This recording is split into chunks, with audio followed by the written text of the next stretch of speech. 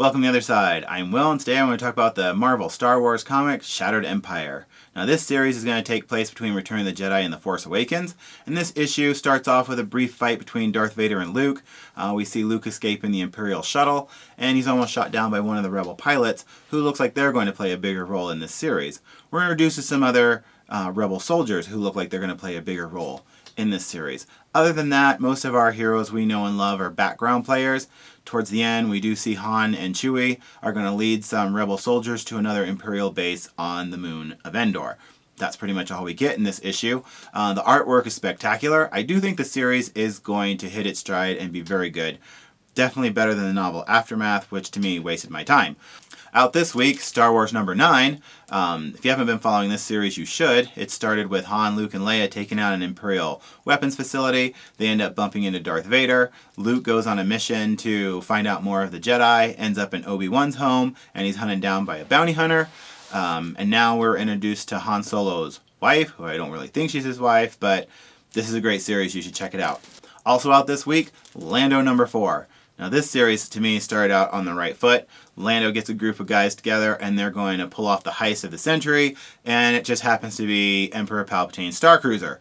Emperor Palpatine wants it back, it's got some valuables in it, and he sends a bounty hunter after Lando and his buddies. Excellent series. Other Star Wars Marvel comics you might have missed out on, Princess Leia Limited Edition series. It's basically her trying to get the remnants of Alderaan together and lead them to the Rebel Alliance. Some are willing to go and some aren't. Princess Leia, definitely worth checking out. Another series that I've really enjoyed has been the Star Wars Kanan series. Kanan's from Star Wars Rebels. We get to see how he went from being a Padawan, escaping Order 66, to becoming the rogue that we know in the Star Wars Rebels series. Don't forget, Star Wars Rebels Season 2 starts in October 2nd. Out of all the Star Wars Marvel comics I've read so far, Darth Vader is my favorite. This series starts with Darth Vader in the doghouse with the Emperor after the destruction of the first Death Star. Darth Vader sends some bounty hunters out to find out who this rebel pilot was that was responsible for the destruction.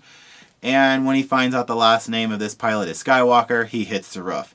Now in this series, Darth Vader goes back to Tatooine, has a confrontation with Jabba the Hutt. He goes to Geonosis and wipes out some battle droids. He ends up sending a spy to Naboo to find out how in the world a Skywalker could have survived. The series is excellent, definitely worth picking up. Well, that's all I got for Star Wars Marvel Comics. Again, Shattered Empire I think is going to be a good series. I just hope that we get more of our heroes in the future. There's 30 years between Jedi and Force Awakens. Let's start telling some of those stories. Coming out soon, Chewbacca the Wookiee's going to get a solo comic, as well as C-3PO.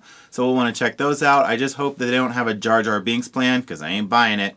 The Other Side News, if you haven't subscribed to our channel yet, you should, because starting in October, we'll be asking a trivia question every once in a while, and if you're the first person to post the correct answer on that episode, then you're going to win a prize. And we're talking comic books, action figures, DVDs, whatever, posters, who knows what I'll throw in the mail. This is The Other Side. I'm Will, and I'm out.